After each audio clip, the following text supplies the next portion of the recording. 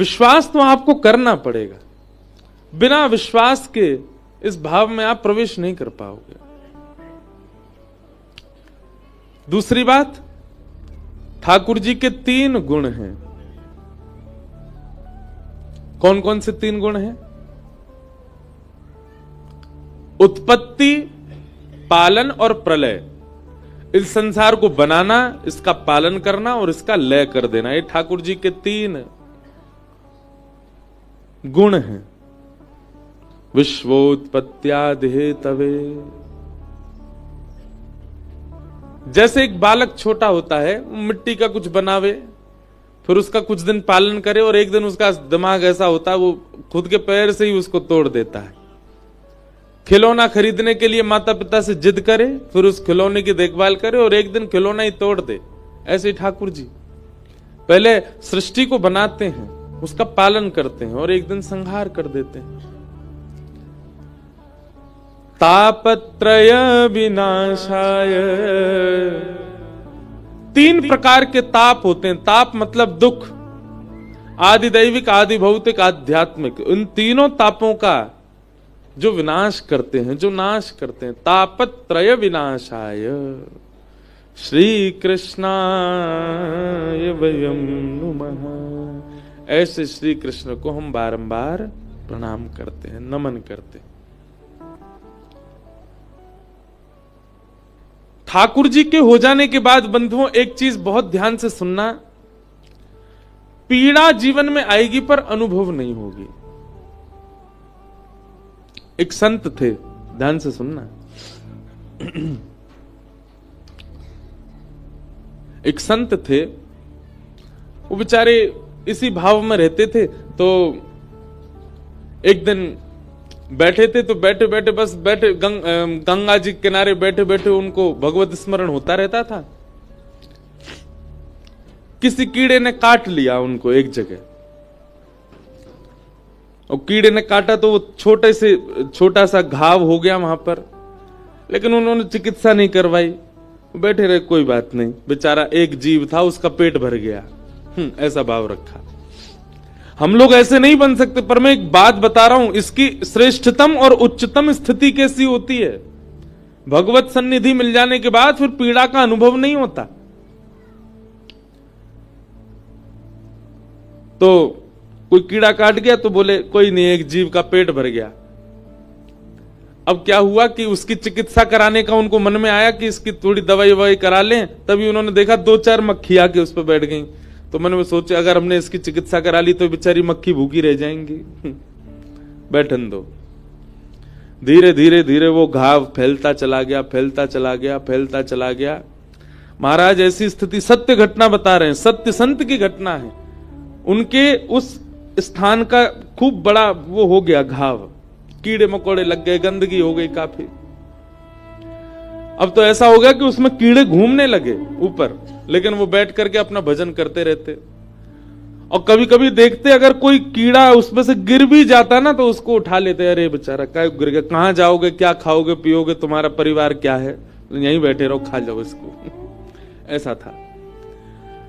एक बार कुछ लोगों ने उनको देखा, बड़े भजनानंदी महात्मा, लेकिन उनके हाथ पे ऐसा घाव देख करके परिवार कुछ लोग गए, बोले महाराज जी आपकी चिकित्सा करवा दे हम। बोले नहीं नहीं हम ठीक हैं, बढ़िया है, हम भजन कर रहे हैं, आप लोग हमको प्रसाद दे देते हैं। इन लोगों का कौन है और इस हाथ से हमको करना क्या है? इसमें से थोड़ा बहुत कुछ पा लेते हैं, इनका पेट ही तो भर रहा है, होने दो।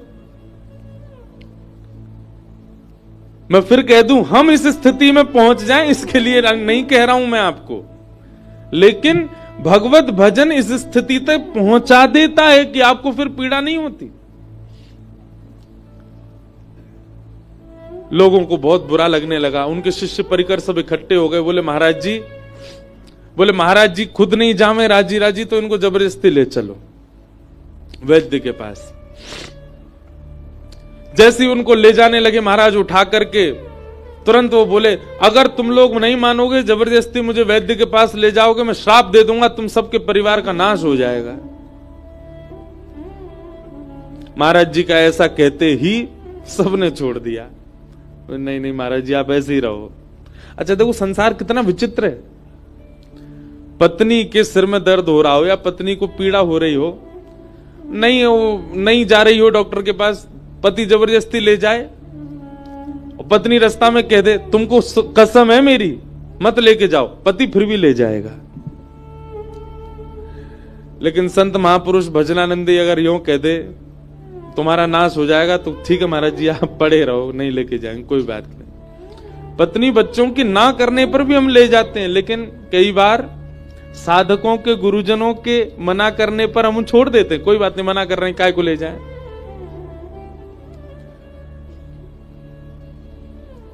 छोड़ दिया सबने उनको। अभी तो महाराज जी बड़े नाराज हो गए, बोले तुम लोग ले जा रहे हो वैद्य के पास और मुझे जाना नहीं है। तुरंत उन्होंने क्या किया, गंगा जी में प्रवेश कर गए और कंठ भर गंगा जी में बैठ गए। सब लोग बाहर से याचना करें महाराज जी आप बाहर आ जाओ। महाराज जी बोले मैं क्रोध में हूं, मुझे छेड़ो नहीं, बैठे रहो। 1 दिन 2 दिन 3 दिन 4 दिन बीत गए, गंगा जी में बैठे रहे।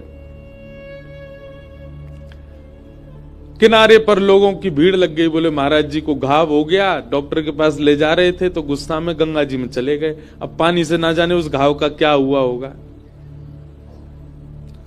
4 दिन बाद उन संत को पता नहीं क्या हुआ, निकले और जैसे ही बाहर आए तो मुख तो उनका था सांवला सांवला सा, और मुख से लेके नीचे तक सारा अंग बिल्कुल श्वेत वर्ण का हो गया और वो घाव भी बिल्कुल स्वच्छ हो गया, बिल्कुल ठीक हो गया। बाहर आए, सबने कहा बोले महाराज जी आप तो काया पलट करवाया है अपना, चरणों में प्रणाम किया। बोले घाव कैसे ठीक हो गया? बोले गंगा जी जाने। सब उनने मंगल किया। मतलब पीड़ा होने पर कष्ट नहीं और पीड़ा दूर हो जाने पर प्रसन्नता नहीं। ऐसा होता है एक भक्त का जीवन, एक वैष्णव का जीवन। हम इस स्थिति में तो नहीं जा सकते, हमको तो न कोई सुई चुभ जाए, चींटी काट जाए तो हम भागें, पर कहीं ना कहीं भजन आप कर रहे हैं और वो भजन आपको फलीभूत हो रहा है, उसका ये प्रमाण है कि संसार की पीड़ा आपको पहले से कम कष्ट देने लगे। समझ जाओ भजन लग रहा है, पहले के समान आप कष्ट में हैं, पहले से अधिक कष्ट में हैं। लोग करते तो भजन है, नाम जप कर रहे हैं महाराज पूरे दिन, और जैसे ही रोटी खावे पहुंचे रसोईया के आगे, ए भाई कहा कर दिए तेने तो नमक ही नहीं डाला, इसमें थोड़ा नींबू तो निचरो, इसमें थोड़े चाट मसाला तो डालो, इसमें थोड़ी न मिर्च तो डाले। जीव का चटोरापन नहीं जा रहा और करते भजन है, वो भजनानंदी नहीं है। वस्त्र पहन लिए तो दर्जी की क्लास लगा देते, नहीं यहां तो ये बढ़ा दियो, तेने यहां तो यूं कर दियो। हम सत्य बताएं अपनी बात, हमारे पंडित जी यहां नहीं आए हैं बेचारे, लेकिन ऐसे प्रेमी पंडित जी हैं, वो कई बार अपनी बगलबंदी पहना के भेज देते हैं हमको। हाथ कस गए, यहां से कमर कस गई, और ऐसे कितनी बार कथा करके आ चुका हूं मैं। कितनी बार तो यहां से बगलबंदी फटी होती, किसी को पता भी नहीं होता, 5-10 हजार प्रणाम और कर जाते हैं लोग, बाद में पता चली पीछे से फट रही है। अद्भुत है हमारे महाराज जी। लेकिन पहले फर्क पड़ता था, अब नहीं पड़ता।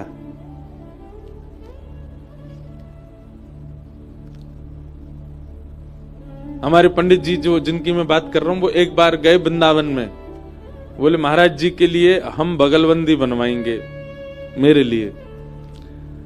तो स्वयं गए, जाकर के दुकान से बोले बढ़िया वाला कपड़ा दो।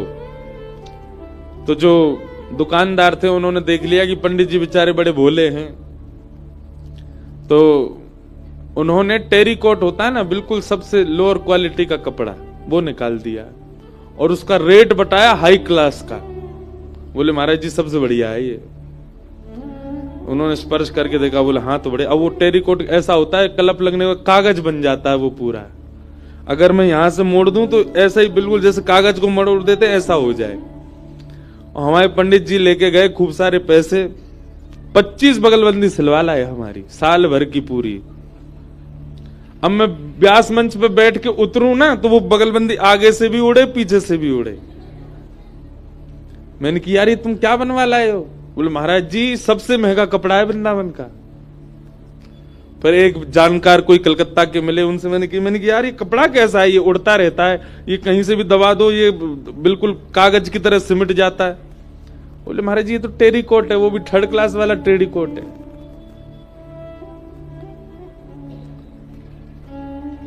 तो कथा सुनते सुनते सुनते सुनते ऐसी स्थिति हो जाती है, सुख दुख का ज्यादा आभास नहीं होता, ज्यादा पता नहीं लगता, फिर सम होने लग जाता है हमारा स्वरूप।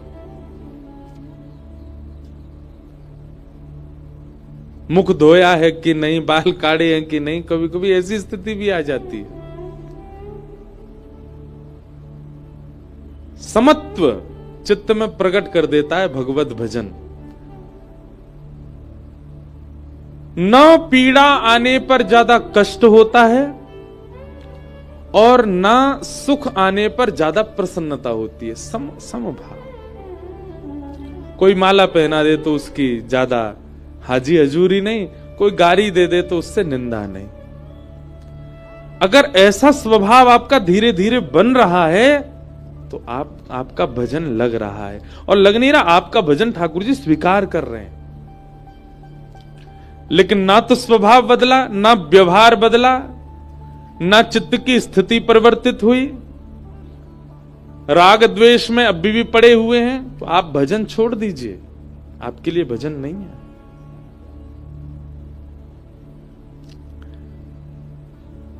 तापत्रय विनाशाय श्री कृष्णाय वयं नमः। ऐसे 3 तापों का उपसमन्वय करने वाले भगवान श्री कृष्ण को हम बारंबार प्रणाम करते हैं, वंदन करते हैं। भागवत जी का महात्म हम कर देते हैं पूर्ण। भागवत जी के महात्म का पहला श्लोक। तत्पश्चात कथा आती है कि नारद जी महाराज बद्रीनाथ गए और बद्रीनाथ जाकर के उन्होंने सनत कुमारों से कहा, अहम तुम पृथ्वीं यातो ज्ञात्वा सर्वोत्तमामिति पुष्करम च प्रयागम च काशं गोदावरी तथा हरिक्षेत्रे कुरुक्षेत्रे श्रीरंगम सेतुवंदनम एवमादिषु तीर्थेषु ब्रह्ममाणि इतस्ततः। जिस प्रकार हम लोग विदेश की बड़ी प्रशंसा सुनते हैं तो वहां की बड़ी चर्चा करते हैं। कोई आदमी हमारे घर का विदेश गया हो, आगे फूले नहीं समाता, हम वहां गए थे, ऐसा था ऐसा। इस कथा में विदेश से भी बहुत लोग, एक बहन तो ऑस्ट्रेलिया से आई है कथा सुनने। इनके यहाँ लाल जी विराजे बड़े भाव से, इनको पता चला ऋषिकेश में कथा है तो आ गई यहां। कई लोग बाहर से भी आए हैं कथा सुनने, सबका स्वागत। वो कनाडा से आए हैं, दूर बैठे हैं। आप कहोगे महाराज जी विदेश वाले पता है, हम लोग नहीं पता। विदेश में क्या है ना कि भीड़ भाड़ कम होती है तो बहुत समीप से मिल लेते हैं सबसे, इसलिए विदेश वाले थोड़े पता है।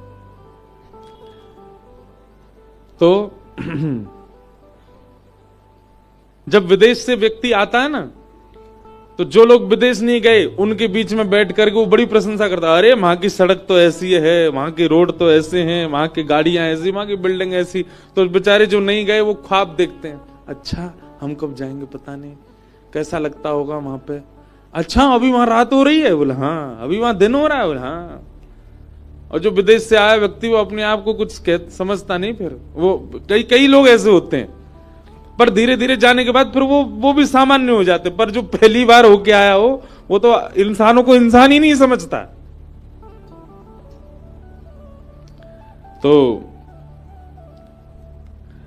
जैसे विदेश से आया व्यक्ति विदेश की बड़ी प्रशंसा करता है, तो ना गए हुए लोग ख्वाब देखते हैं कि हम कब जाएंगे। ऐसे ही बंधुओं इस पृथ्वी की प्रशंसा होती है, कहां पर? देवलोक में। जो देवता यहां भ्रमण करके जाते हैं वो वहां जाकर के जो देवता नहीं आए उनको प्रशंसा सुनाते हैं। अरे पृथ्वी तो ऐसी है, वहां पे पता है एक तीर्थ है उसका नाम बद्रीनाथ है, वहां पे एक नदी बहती है उसमें स्नान करके पाप नष्ट हो जाते हैं, उसका नाम गंगा है। अरे वहां के लोगों को तो उत्सव मनाने को मिलता है, कथा सुनने को मिलती है, नाचने गाने को मिलता है, सब अच्छी बुराई सब बातें होती हैं। एक बार नारद जी महाराज ने सोचा, बोले भैया पृथ्वी की इतनी प्रशंसा सुनी मैंने, इतनी प्रशंसा सुनी, मेरे मन में आया मैं घूमने तो जाऊं, पृथ्वी है कैसी। लेकिन जैसे ही मैं पृथ्वी पर आया, जैसा सुना था वैसा कुछ नहीं मिला यहां पर, बिल्कुल विपरीत। और यही होता है, विदेश की प्रशंसा आप सुन लो, आपके मन में होगा मैं भी जाऊं, पर जब आप पहुंचेंगे ना, यूं लगेगी अरे यार क्या झूठ बोला था हमसे। वो बिल्कुल विपरीत है। स्वच्छता होगी, सुंदरता होगी, पर मन नहीं लगेगा आपका, विशेष रूप से अगर आप भारतीय हो तो। हमारी तो स्थिति ऐसी होती है, हम विदेश जाते हैं तो उल्टी गिनती गिनते हैं, अब कितने 15 दिन और रह गए, 14 दिन और रह गए, 10 दिन और रह गए, 1 हफ्ता और रह गया, 5 दिन। जिस दिन अंतिम दिन होता है ना वापस आने का, उस दिन तो नींद ही नहीं आती रात में, अब कब भारत पहुंचे, कब हवाई जहाज उतरेगा दिल्ली, कितना अच्छा लगेगा, आहा। मट्टी की खुशबू आ जाती है महाराज जैसे ही इंडिया की टेरिटरी में घुसता है भारत में हवाई जहाज।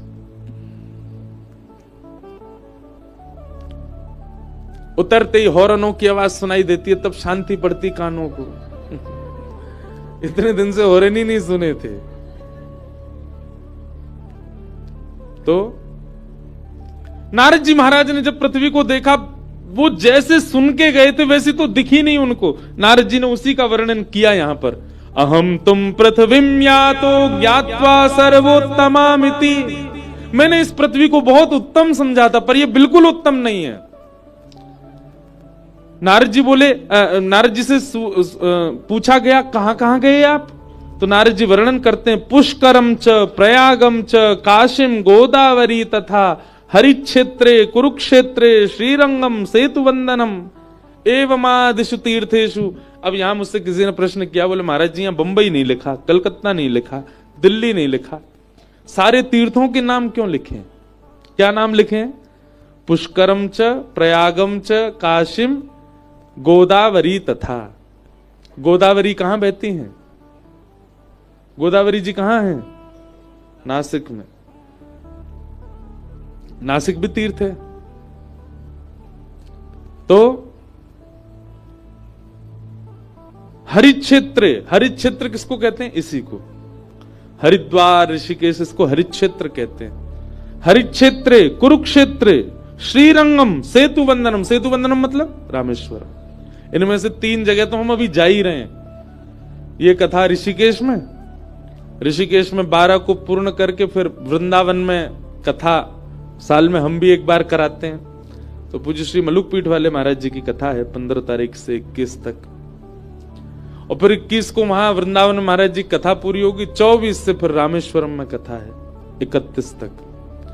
31 को रामेश्वरम में राम कथा है, राम कथा 31 को वहां पूरी होगी। फिर 2 तारीख से काशी बनारस में कथा है, बनारस में कथा पूरी होगी 8 तारीख को। 8 को पूरी करके फिर 11 से श्री गिरधर लाल जी का जन्मोत्सव नाथद्वारा, नाथद्वारा में कथा 17 को पूरी होगी, और फिर 22 से श्री द्वारिका धाम। दिसंबर और जनवरी हमारे सारे तीर्थों में निकलने वाले हैं। ऐसा सुंदर विश्राम 2024 का, और उससे भी ज्यादा सुंदर प्रारंभ 2025 का। और ये सब गिरधर लाल जी की कृपा है, उन्हीं की कृपा से होगा। हम चाह रहे हैं ऐसा जीवन सबको है जाए। हम बहुत आनंद में रहते हैं, बहुत सुख में रहते हैं। हमारे लाल जी खूब डुलाते हैं हमको।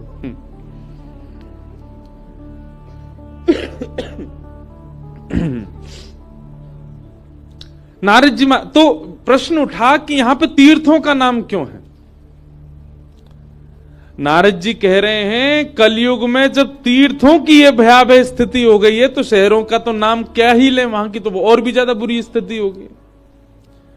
तीर्थों का नाम इसलिए लिया भैया, तीर्थों में जब इतनी भयावह स्थिति है तो ये तो तीर्थ हैं, शहरों का तो जाने क्या हाल हो रहा होगा। नारद जी महाराज ने यहां सब बताया। मंदासु मंद मतयो मंद भाग्यायुपद्रुता पाखंड निरताम संतो, पाखंड निरता संतो विरक्ता सपरिग्रह। मंदा सुमंद मतयो, मंद बुद्धि लोग हैं कलयुग के। मंद बुद्धि, आप कहेंगे महाराज जी आप भी तो कलयुग में ही हो, आप भी सब कलयुग में ही हो। सबको मंद बुद्धि नहीं कहा, पर अधिकतर लोग मंद बुद्धि हैं। इधर देखो सब लोग ध्यान से सुनो। तंबाकू के ऊपर क्या लिखा है आजकल सरकार ने? Tobacco kills. हिंदी में भी लिखा है कि इसको खाने से कैंसर जैसी गंभीर बीमारी हो सकती है। मंद बुद्धि है कि नहीं? फिर भी सबसे ज्यादा खाने वाली वस्तु वही है कि नहीं? मंद बुद्धि लोग। मदिरा पान करके अगर कोई व्यक्ति सभा में आ जाए उसको भगा दिया जाता है, लेकिन उस मदिरा से ही सबसे ज्यादा सरकार के पास धन जा रहा है। मंद बुद्धि है कि नहीं है लोग?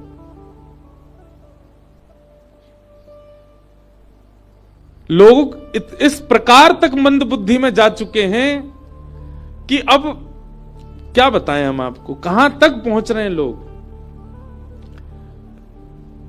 इस भूमि पर ऐसे कैसे देश हैं जहां पर मानवों को भी खा लिया जाता है। हमने एक अपने पॉडकास्ट में एक बात कही थी कि कलयुग का अंत, कलयुग का प्रारंभ इतना खतरनाक है तो कलयुग का मध्य कितना खतरनाक होगा, और अंत की तो सोचो ही मत। मन में एक भावना आई थी कि ऐसा कलयुग में समय आएगा कि जब हम लोगों को, घर के लोगों को पता चलेगा ना कि हमारा कोई वयोवृद्ध अब बेचारा बूढ़ा हो गया, अब इसकी मरणासन अवस्था हो गई, तो हम लोग मन में विचार करेंगे इसका भैया 1-8 करोड़ रुपया मिल जाएगा, इसको रेस्टोरेंट में बेच आए, कुछ लोग इसको भी पालेंगे। ऐसा भी समय आएगा कलयुग में कि लोग मानवों को ही खा जाएंगे, क्योंकि जानवर तो बचेंगे ही नहीं। धीरे धीरे सबकी तादाद कम होती जा रही है, केवल मानव ही बढ़ता जा रहा है सब जगह।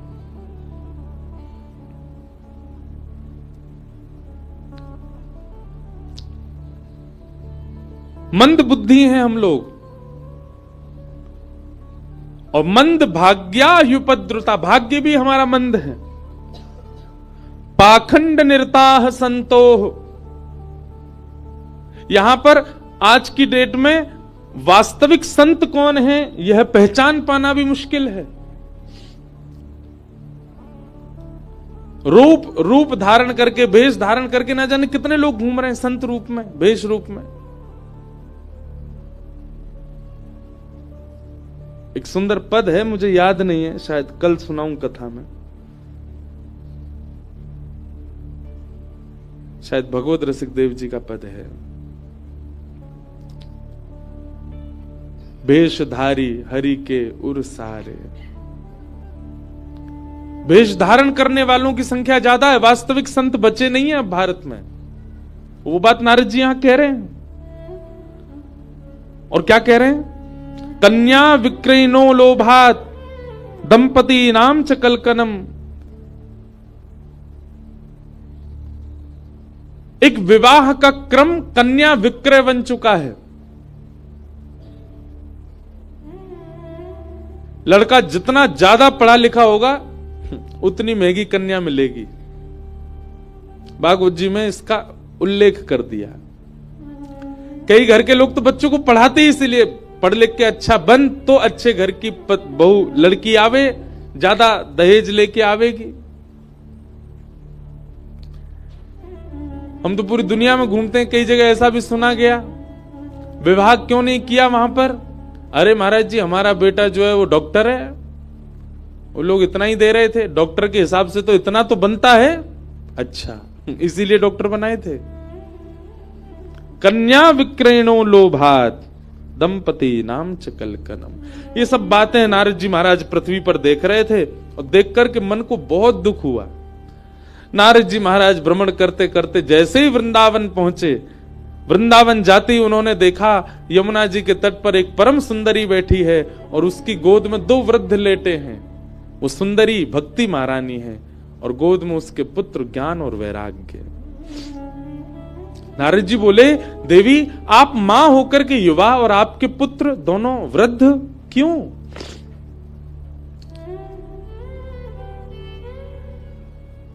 भक्ति महारानी ने कहा, कलयुग का प्रभाव। कलयुग में लोग भक्त तो हैं पर ज्ञान और वैराग्य से शून्य हैं, इसलिए मेरे पुत्र दोनों वृद्ध हो गए। हे नारद जी महाराज, मेरे पुत्रों कैसे युवा होंगे, कृपा कर इसकी कोई योजना बनाइए। नारद जी महाराज ज्ञान वैराग्य की युवावस्था के लिए भ्रमण करते करते बद्रीनाथ पहुंचे। तब सनत कुमारों ने उनसे कहा, आप भागवत की कथा कराओ। नारद जी महाराज बोले, भगवान मैंने वेद पाठ सुना दिया, मैंने गीता पाठ सुना दिया, वेद पाठ गीता पाठ से जिनका कल्याण नहीं हुआ भागवत जी से कैसे हो जाएगा। तब सूत जी महाराज, तब सौनकादि ऋषि कहते हैं,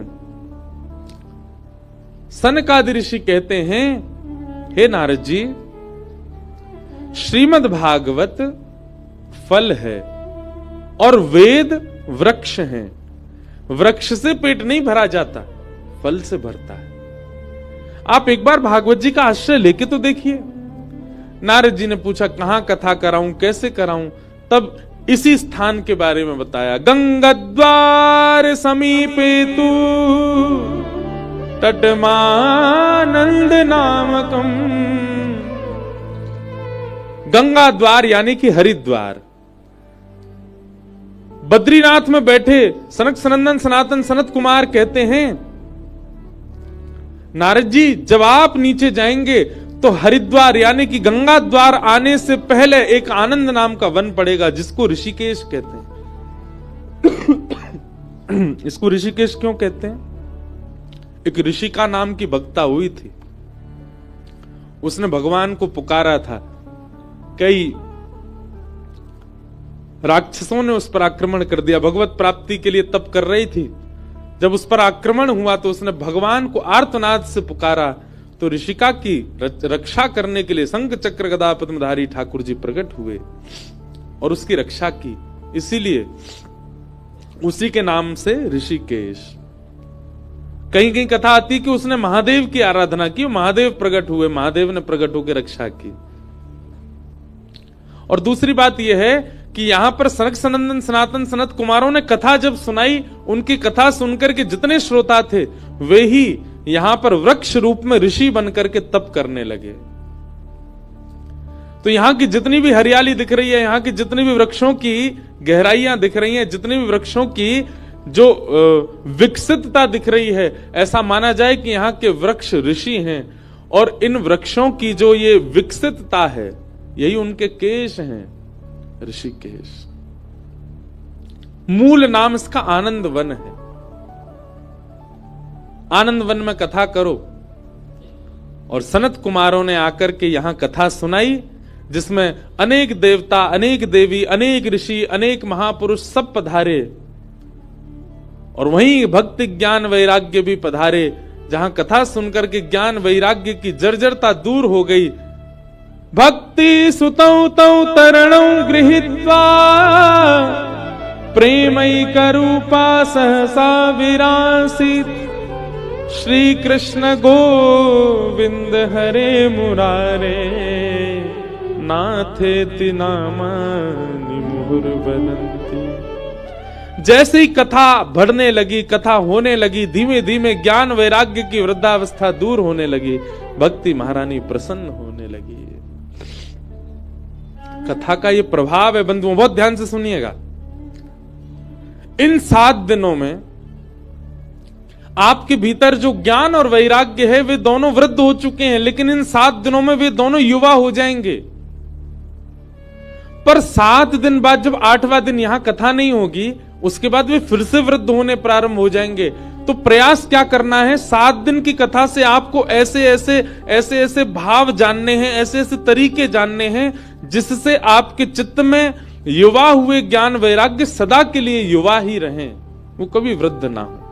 कई लोग आकर के कहते हैं, महाराज जी हम बहुत नाम जप करते हैं, बहुत भक्ति करते हैं, सेवा करते, पर हमारी भक्ति बढ़ नहीं रही है। क्यों? क्योंकि भक्ति के पुत्र ज्ञान वैराग्य आपके पास नहीं है। ज्ञान और वैराग्य कथा से मिलेंगे, उनको स्वस्थ रखना और युवा बनाए रखना 8वें दिन से आपकी जिम्मेवारी है।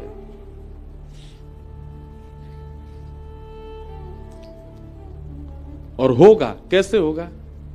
भगवान नाम से, भगवान कथा का नित्य चिंतन करते रहो। और ये चिंतन की भूमि है, यहां जितना ज्यादा हो सके उतना चिंतन करो। ब्रज के नंद लाला, राधा जी के सांवरिया, सब दुख दूर हुए जब तेरा नाम लिया। ब्रज के नंद लाला, राधा जी के सांवरिया, सब दुख दूर हुए जब तेरा नाम लिया। ओ ब्रज के नंद लाला, राधा जी के सांवरिया, सब दुख दूर हुए जब तेरा नाम लिया। ब्रज के नंद लाला, राधा जी के सांवरिया, सब दुख दूर हुए जब तेरा नाम लिया। सब दुख दूर हुए जब तेरा नाम लिया। सब दुख दूर हुए जब तेरा नाम। बोल वृंदावन बिहारी लाल की।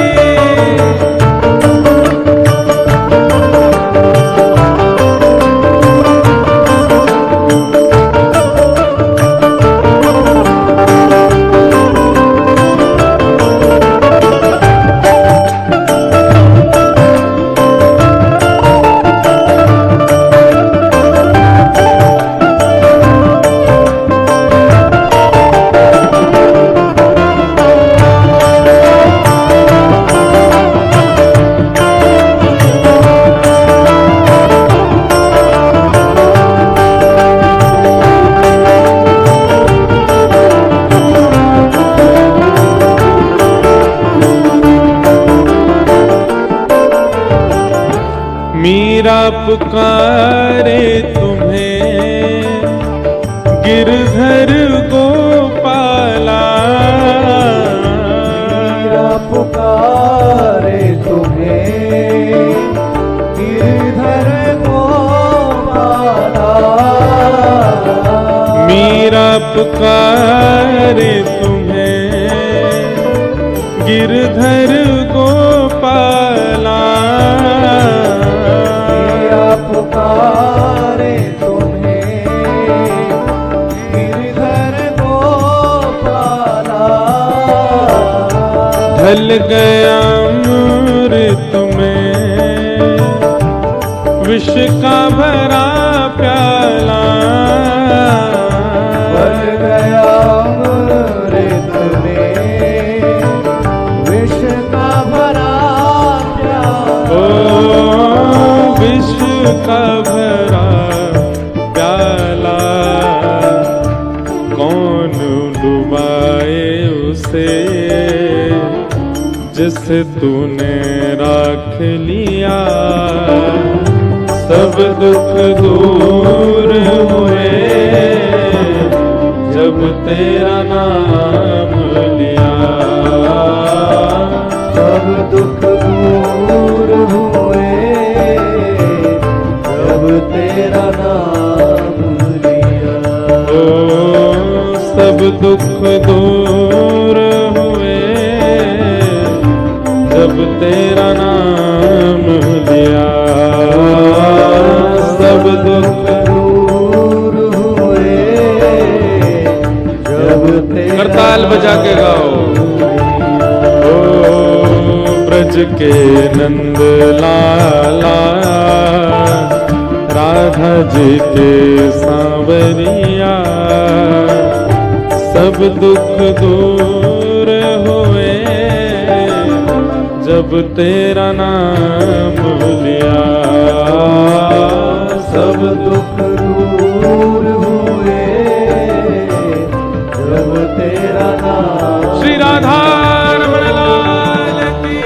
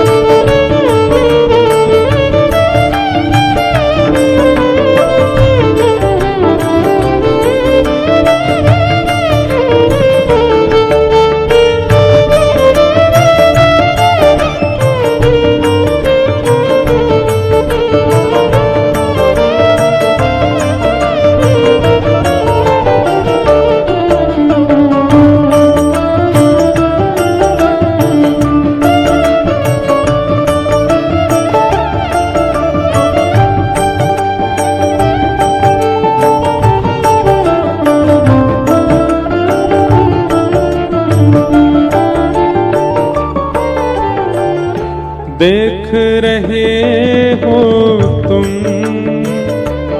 मेरे दुखड़े सारे, देख रहे हो तुम मेरे दुखड़े सारे।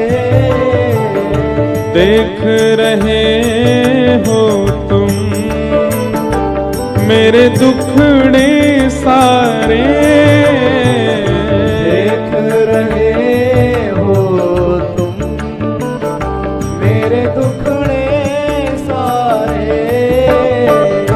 कब दर्शन दोगे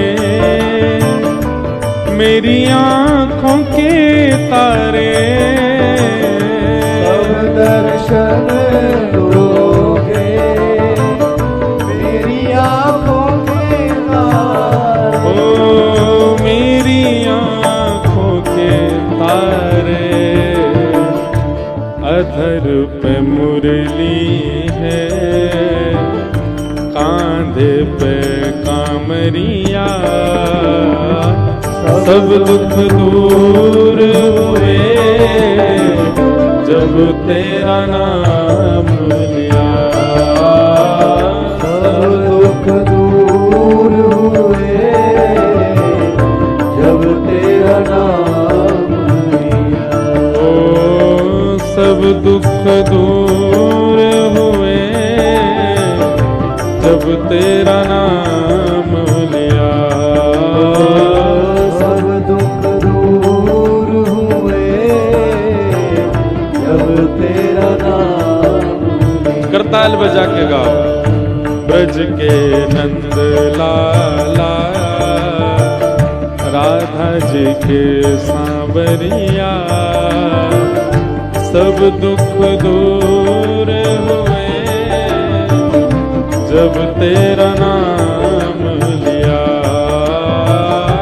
सब दुख दूर हुए जब तेरा नाम लिया। गोविंद मेरो है गोपाल मेरो है, गोविंद मेरो है गोपाल मेरो।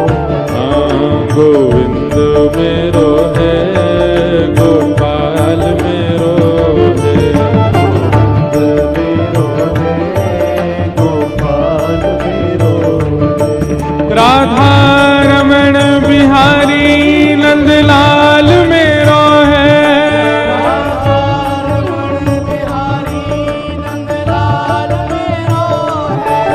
सेवा कुंज बिहारी नंदलाल मेरो है,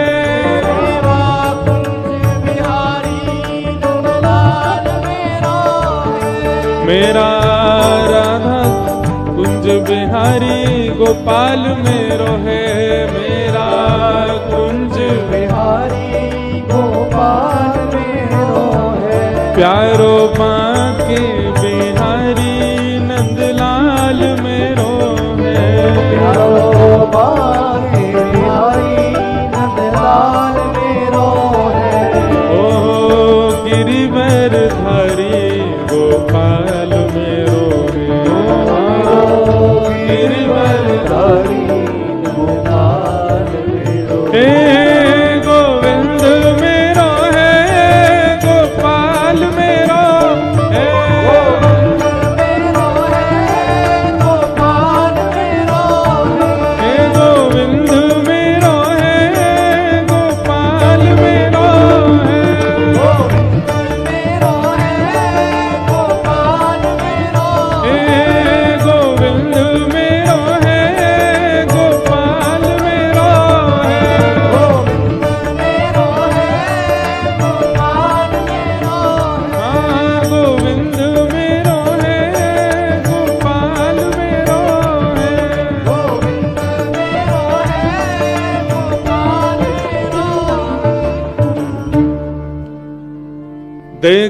रहे हो तुम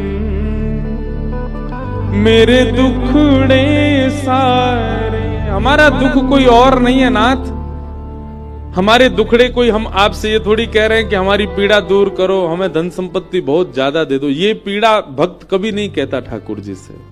भक्त की एक ही पीड़ा है, क्या? कब दर्शन दोगे मेरी आंखों के तारे, मेरी आंखों के तारे। अधर पे मुरली है, कांधे पे कामरिया, सब दुख दूर हुए जब तेरा नाम। इस प्रकार भागवत की कथा श्रवण से भक्ति का ताप दूर हुआ, ज्ञान वैराग्य दोनों युवा हुए और महात्मा का प्रथम भाव यहां विश्राम हुआ। महात्मा का दूसरा भाव, जहां गोकर्ण जी महाराज की गीता सुनाई गई, आत्मदेव नाम के यहां कोई संतान नहीं थी, तब एक